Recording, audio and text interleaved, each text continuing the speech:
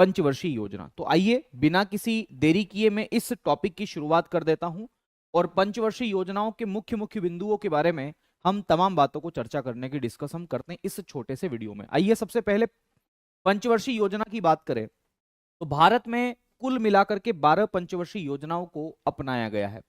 याद रखना है, ये जो पंचवर्षीय योजना है ये सबसे पहले कहां पर स्टार्ट की गई थी, तो सोवियत संघ रूस में 1928 में जोसेफ स्टालिन ने इसकी शुरुआत की थी। पहली पंचवर्षीय योजना के बारे में बात करें, समय तिथि जरूर याद रखना है, 1 अप्रैल 1951 से 31 मार्च 1956 तक। इस पंचवर्षीय योजना के अंतर्गत कौन सा मॉडल रखा गया, तो हेराल्ड डोमर मॉडल इसमें रखा गया। इस पंचवर्षीय योजना का लक्ष्य 2.1% की ग्रोथ रेट लेकर के आना था। हमने प्राप्ति कितनी करी, 3.6% की प्राप्ति करी, क्वेश्चन पूछा गया है। इस पहली पंचवर्षीय योजना का जो उद्देश्य था वो आर्थिक समृद्धि को बढ़ावा देना था, रोजगार को बढ़ावा देना था, बेरोजगारी या गरीबी को कम करने की कोशिश करना था। इसलिए हमने इसमें प्रायोरिटी जो दी वो एग्रीकल्चर प्रोडक्शन को दी, कृषि उत्पादन को बढ़ावा देने के लिए हमने इसमें प्राथमिकता रखी। चूंकि गरीबी है ना, भुखमरी, इन सब समस्याओं से तभी निजात पाया जा सकता है जब कृषि उत्पादन किसी देश में ज्यादा हो। और आप सभी जानते हैं कि भारत में प्राथमिक क्षेत्र में सबसे ज्यादा भारत की जनसंख्या कार्य करती है, लेकिन देश की जीडीपी में सबसे कम योगदान इसका है। बात करें मेरे साथियों, इस पहली पंचवर्षीय योजना में सामुदायिक विकास कार्यक्रम, कम्युनिटी डेवलपमेंट प्रोग्राम की शुरुआत अमेरिका के सहयोग से 2 अक्टूबर 1952 में की गई थी। इसमें 5 आईआईटी की स्थापना भी की गई थी पहली पंचवर्षीय योजना में। इसमें कुछ बांध बनाए गए थे, जिन बांधों को पंडित जवाहरलाल नेहरू ने आधुनिक भारत का मंदिर कहा था। कौन कौन से बांध है, महानदी पर एक हीराकुंड बांध बनाया गया था, सतलुज नदी पर भाखड़ा नंगल बांध बनाया गया था, व्यास नदी पर व्यास परियोजना की शुरुआत की गई थी और दामोदर नदी पर दामोदर नदी प्रोजेक्ट की शुरुआत की गई थी। याद रखना है, पहली पंचवर्षीय योजना का प्रारूप या मसौदा किसके द्वारा तैयार किया गया था, तो इसकी ड्राफ्टिंग के.एन. राज द्वारा बनाई गई थी। ये कुछ प्रमुख बातें थी पहली पंचवर्षीय योजना के बारे में। अब हम बात करते हैं दूसरी पंचवर्षीय योजना के बारे में। प्रशांत चंद्र महालनोबिस मॉडल पर आधारित थी, समय 1956 से 1961 तक था। प्रशांत चंद्र महालनोबिस को भारतीय योजना का वास्तुकार, आर्किटेक्ट ऑफ इंडियन प्लानिंग के नाम से आप इन्हें जानते हैं। भारतीय सांख्यिकी संस्थान कोलकाता में इन्हीं के द्वारा स्थापना की गई थी और भारत में सांख्यिकी का जनक, आधुनिक सांख्यिकी का जनक इन्हें कहा जाता है। 29 जून को इनके जन्म दिवस को भारतीय सांख्यिकी दिवस के रूप में मनाया जाता है ताकि इनको सम्मान दिया जा सके, याद किया जा सके। इस दूसरी पंचवर्षीय योजना में प्रायोरिटी जो थी वो भारी और आधारभूत उद्योगों को बढ़ावा देने की थी। इसका जो उद्देश्य था वो समाजवादी समाज की स्थापना करना था। वहीं पर इसका लक्ष्य 4.5% की ग्रोथ रेट लेकर के आना था, लेकिन चूंकि किंतु परंतु प्राप्ति हम इतनी नहीं कर पाए, 4.3% की ही प्राप्ति हम लोगों ने की। औद्योगिक नीति 1956 जो है वो इसमें हमने अपनाई है। लौह इस्पात उद्योग की स्थापना करी, जैसे बोकारो आपका कहां पर पड़ता है, तो याद रखना झारखंड में पड़ता है, वो तीसरी पंचवर्षीय योजना में। इसमें हमने भिलाई, छत्तीसगढ़ में है, Bhilai iron and steel industries की स्थापना रूस के सहयोग से की। दुर्गापुर पश्चिम बंगाल में पड़ता है, वहां पर आयरन एंड स्टील इंडस्ट्रीज की स्थापना ब्रिटेन के सहयोग से की। राउरकेला उड़ीसा में पड़ता है, जर्मनी के सहयोग से वहां पर इसकी स्थापना हमने की। बात करते हैं तीसरी पंचवर्षीय योजना के बारे में। 1961 से लगा करके 66 तक का जो समय है वो तीसरी पंचवर्षीय योजना का है। अगर पूछा जाए कौन से मॉडल पर थी ये, तो गॉडगिल मॉडल या सुखमय चक्रवर्ती और जॉन सैंडी मॉडल, दरअसल ये 2 अर्थशास्त्री है जिन्होंने संयुक्त रूप से इसके मॉडल को बताया था। इसका लक्ष्य 5.6% है, प्राप्ति 2.8% और इसकी असफलता के कुछ कारण रहे हैं। ये पंचवर्षीय योजना असफल रही, प्राप्ति कम रही। कारण क्या था, 1962 में चीन के साथ युद्ध हो गया, 1964 में पंडित जवाहरलाल नेहरू की डेथ हो गई, 1965 में मेरे साथियों पाकिस्तान भी बाज नहीं आया, उसके साथ भी युद्ध हुआ। ये तमाम कारण थे और बंगाल में सूखा भी पड़ गया 1965 में। लेकिन फिर भी हमने तीसरी पंचवर्षीय योजना में कुछ उपलब्धियां रखी, जैसे 1964 में Bokaro iron and steel industries की स्थापना हमने इसके अंतर्गत करी थी, झारखंड में पड़ता है, और किसके सहयोग से, रूस के सहयोग से की थी। 1964 में यूनिट ट्रस्ट ऑफ इंडिया है ना, इसकी भी स्थापना हमने करी और 1964 में आईडीबीआई बैंक की भी स्थापना इसी के अंतर्गत की गई थी। 1965 में एपीसी एग्रीकल्चर प्राइस कमेटी की स्थापना भी मेरे साथियों इसी के अंतर्गत की गई थी। वहीं पर बात करें है ना। 1965 में FCI food corporation of India की स्थापना तीसरी पंचवर्षीय योजना में। 1966 में मुद्रा का अवमूल्यन डिवैल्यूएशन मेरे साथियों किया गया था। अब चूंकि किंतु परंतु हमारे पास में मतलब इतनी अच्छी उपलब्धि नहीं हो पाई, फिर भी अब हमारे पास में अगली पंचवर्षीय योजना बनाने के लिए, है ना, इतना फंड नहीं था, हमारे पास उतनी शक्ति नहीं बची थी। हम लोग वार्षिक योजना या शून्य योजना या योजना अवकाश लेकर के आए 3 साल का, 1966 से लगा करके 69 तक।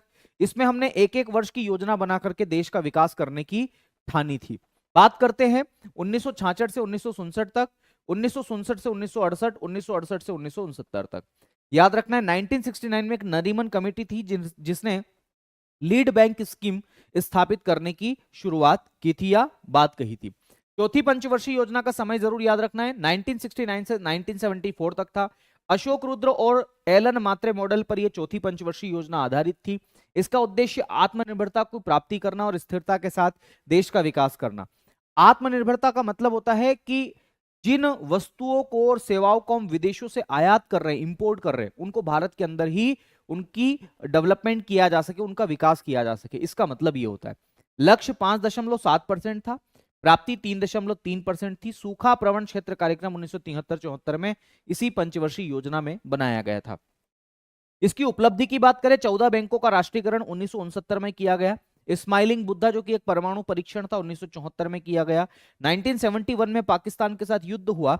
1970 में ऑपरेशन फ्लड जो कि दुग्ध क्रांति को बढ़ावा देने से संबंधित था, यह भी हमने अपनाया। और परिवार नियोजन कार्यक्रम चौथी पंचवर्षीय योजना में भी अपनाया। हालांकि मैं आपको बता दूं 1952 में ही परिवार नियोजन कार्यक्रम की शुरुआत कर दी थी, लेकिन अगर ऑप्शन में वो नहीं हो तो फिर ये आपको क्लिक करना है। बात करें पांचवी पंचवर्षीय योजना की, 1974 से 78 तक मात्र 4 सालों की योजना। तो अक्सर परीक्षा में पूछते हैं कि कौन सी योजना केवल 4 वर्ष की पंचवर्षीय योजना बन के रह गई। तो पांचवी पंचवर्षीय योजना केवल 4 वर्षीय योजना थी। जनता पार्टी सरकार ने इसको 1 साल पहले ही समाप्त कर दिया था। इसका मॉडल डीपी धर मॉडल था। लक्ष्य 4.4%, प्राप्ति 4.8%। और याद रखना इसका जो उद्देश्य था वो गरीबी को कम करना और रोजगार को बढ़ावा देना था। अगर आपसे ये पूछा जाए कि गरीबी हटाओ का नारा जो है वो किसने दिया, इंदिरा गांधी ने दिया। इसी पांचवी पंचवर्षीय योजना में मिनिमम नीड प्रोग्राम, न्यूनतम आवश्यकता कार्यक्रम की शुरुआत 1974-75 में की गई थी। 1975 में मेरे दोस्त आपके लिए 20 सूत्री कार्यक्रम की शुरुआत भी इसी पंचवर्षीय योजना में की गई थी, 20 पॉइंट प्रोग्राम आप जिसे कहते हैं। और 1977-78 में काम के बदले अनाज योजना की शुरुआत भी इसी पंचवर्षीय योजना में की गई थी। फिर हम रोलिंग प्लान लेकर के आए जिसे अनवरत योजना कहते हैं। और 1978 से 80 तक लगभग 2 सालों तक हम रोलिंग प्लान लेकर के आए। ये जो कॉन्सेप्ट है वो किसके द्वारा दिया गया था, गुन्नार मिडल के द्वारा दिया गया था। कहां दिया था, तो इनकी एक पुस्तक है जिसका नाम है एशियन ड्रामा, उसमें मेरे साथियों इसके बारे में जिक्र किया गया था। और भारत में लागू करने का जो श्रेय है वो प्रोफेसर डीटी लकड़वाला को जाता है। इसका जो उद्देश्य था वो क्या था, तो याद रखना इसका उद्देश्य रोजगार को बढ़ावा देना था, गरीबी को कम करना था, बेरोजगारी को कम करना इस रोलिंग प्लान का उद्देश्य था, जिसे अनवरत योजना के नाम से जानते हैं। छठवीं पंचवर्षीय योजना के बारे में बात करें, 1980 से 1985 5 सालों की योजना। प्राथमिकता इसमें गरीबी को कम करना और रोजगार को बढ़ावा देना था। लक्ष्य 5.2% की प्राप्ति करना, प्राप्ति 5.7% की हमने करी, हमें बहुत अच्छा लगा। इस समय प्रधानमंत्री इंदिरा गांधी और राजीव गांधी थे। एक्सिम बैंक की स्थापना 1 जनवरी 1982 को इसी छठवीं पंचवर्षीय योजना में कर दी गई थी। 15 अप्रैल 1980 को 6 बैंकों का राष्ट्रीयकरण भी छठवीं पंचवर्षीय योजना में किया गया। नाबार्ड की स्थापना 12 जुलाई 1982 को वो भी छठवीं पंचवर्षीय योजना में की गई। NREP national rural employment programme की शुरुआत भी हमने छठवीं में की। और इंटीग्रेटेड रूरल डेवलपमेंट प्रोग्राम की शुरुआत भी हमने छठवीं पंचवर्षीय योजना में ही की थी मेरे दोस्त। सातवीं पंचवर्षीय योजना की बात करें, 1985 से 1990 मॉडल जॉन मिलर मॉडल आप जानते हैं। उद्देश्य सातवीं पंचवर्षीय योजना का बहुत ही इंपॉर्टेंट है, खाद्यान्न उत्पादन में वृद्धि करना और गरीबी और भुखमरी को कम करने का इसमें प्लान बनाया गया था। इसमें प्रायोरिटी थी आर्थिक समृद्धि को बढ़ावा देने की, ताकि देश का विकास किया जा सके। आधुनिकीकरण, मॉडर्निफिकेशन मेरे साथियों, इसको बढ़ावा दिया जा सके। सोशल जस्टिस को बढ़ावा देना, अवसंरचना को बढ़ावा देना, ये इसके क्या थे, प्रायोरिटी थी। इसका लक्ष्य 5% था, प्राप्ति हमने 1% ज्यादा करी, 6% की प्राप्ति हुई। इस समय प्रधानमंत्री राजीव गांधी थे। और सेबी की स्थापना 12 अप्रैल 1988 को इसी सातवीं पंचवर्षीय योजना के अंतर्गत की गई थी। बात करें मेरे साथियों 1985 में इंदिरा आवास योजना की शुरुआत भी इसी पंचवर्षीय योजना में की गई। वहीं पर 1986 में कंज्यूमर प्रोटेक्शन एक्ट आया जो कि इसी पंचवर्षीय योजना में आया। नेशनल हाउसिंग बैंक एनएचबी 9 जुलाई 1988 को स्थापित किया गया दिल्ली में। 1989 में जवाहर रोजगार योजना की शुरुआत भी इसी पंचवर्षीय योजना के अंतर्गत की गई थी। फिर हम एनुअल प्लान लेकर के आए, वार्षिक योजना लेकर के आए 2 सालों की। क्या कारण थे इसके, उसके बारे में भी डिस्कस करेंगे। 1990 से 92 तक का ये समय चला। इसके कारण थे भुगतान संतुलन की समस्या, बीओपी संकट। बीओपी को हम ऐसे समझ सकते हैं कि हमने विदेशों से बहुत सारी चीजें खरीद ली लेकिन भारत से कोई चीजें बेची नहीं, मतलब हमारा जो व्यापार घाटा है वो क्या रहा, नेगेटिव रहा। तो व्यापार घाटा नकारात्मक रहना, इसी को बीओपी का संकट बोलते हैं। तो याद रखना, बीओपी संकट के कारण हमने वार्षिक योजना बनाई। इस समय विदेशी विनिमय भंडार मेरे साथियों बहुत कम हो गया था, इसके कारण भी हमें वार्षिक योजनाएं बनाना पड़ी। इसी पंचवर्षीय योजना में, इसी वार्षिक योजना में हम नई आर्थिक नीति, न्यू इकोनॉमिक पॉलिसी, जो कि 24 जुलाई 1991 को लाए थे, वो इसी में लेकर के आए थे। याद रखना है, जिसके अंतर्गत एलपीजी मॉडल को हमने अपनाया था। बात करें 8वीं पंचवर्षीय योजना की, 1992 से 1997 तक मेरे साथियों इसमें इनपुट आउटपुट मॉडल को अपनाया गया। इस समय प्रधानमंत्री पीवी नरसिम्हा राव थे, वित्त मंत्री मनमोहन सिंह थे। लक्ष्य 5.6% का था, प्राप्ति लगभग 6% हमने की। उद्देश्य इसका अवसंरचना, इंफ्रास्ट्रक्चर को बढ़ावा देना। अवसंरचना का मतलब ये होता है जिससे देश की इकोनॉमी को ग्रोथ मिले, जैसे अस्पताल, बिजली, भवन, पानी, सड़क, ये सब क्या इंफ्रास्ट्रक्चरल डेवलपमेंट है। ठीक है। इस पंचवर्षीय योजना में मिड डे मील स्कीम की शुरुआत 15 अगस्त 1995 को की गई। प्रधानमंत्री रोजगार कार्यक्रम योजना 1993 में शुरू किया गया और न्यू इकोनॉमिक पॉलिसी को पहली बार इसी पंचवर्षीय योजना में लागू किया गया। बात करते हैं मेरे साथियों 9वीं पंचवर्षीय योजना के बारे में। 1997 से 2002 तक का समय है। प्रधानमंत्री अटल जी थे। प्राथमिकता सामाजिक न्याय और समानता को हमने बढ़ावा दिया इसमें। इसका उद्देश्य आर्थिक समृद्धि को बढ़ावा देना था। वहीं पर बात करें, लक्ष्य 6.5% का रखा इसमें, प्राप्ति 5.7% की रखी।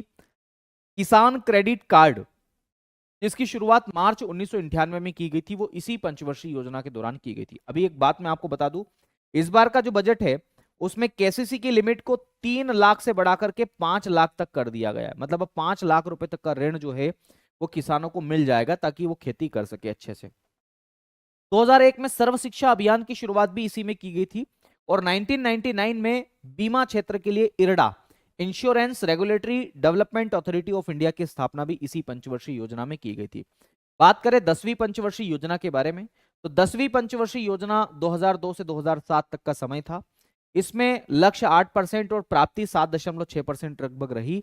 इसकी जो प्रायोरिटी थी वो आर्थिक समृद्धि, इकोनॉमिक ग्रोथ को बढ़ावा देना थी, रोजगार को बढ़ावा देना थी, समानता को बढ़ावा देना थी और सामाजिक न्याय को बढ़ावा देना थी। इसमें कुल मिलाकर के 11 इंडिकेटर्स का उपयोग किया गया था ताकि देश का विकास कर सके, जैसे शिक्षा में बढ़ोतरी करना, गरीबी में कमी करना, बेरोजगारी में कमी करना, है ना, रोजगार को बढ़ावा देना। ऐसे कुछ 11 संकेतक थे जिसके अंतर्गत हमने इस पंचवर्षीय योजना को सफल बनाने का उद्देश्य रखा था। प्रधानमंत्री अटल जी और मनमोहन सिंह जी थे। 2006 में मनरेगा या नरेगा की शुरुआत भी इसी 10वीं पंचवर्षीय योजना में की गई थी और आरटीआई, राइट टू इंफॉर्मेशन, सूचना का अधिकार जो है 2005 में इसी पंचवर्षीय योजना के अंतर्गत लाया गया था। बात करते हैं मेरे साथियों 11वीं पंचवर्षीय योजना के बारे में। इसका उद्देश्य समावेशी सतत विकास को बढ़ावा देना था। मॉडल सी रंगराजन मॉडल था। लक्ष्य 9%, प्राप्ति 8% लगभग और सबसे ज्यादा खर्च सामाजिक सेवाओं में हमने किया। सामाजिक सेवाओं का मतलब है सरकारी स्कूल बनाना, सरकारी अस्पताल बनाना, सरकारी भवन बनाना, है ना, ताकि लोगों को फायदा हो सके, सड़क बनाना। इस समय प्रधानमंत्री मनमोहन सिंह जी थे और 2009 में राइट टू एजुकेशन, शिक्षा का अधिकार भी हम इसी पंचवर्षीय योजना में लेकर के आए थे। बात करें मेरे साथियों 12वीं पंचवर्षीय योजना के बारे में। ये कुल मिलाकर के अंतिम पंचवर्षीय योजना थी और इसमें प्रधानमंत्री मनमोहन सिंह जी और फिर मोदी जी बन गए थे।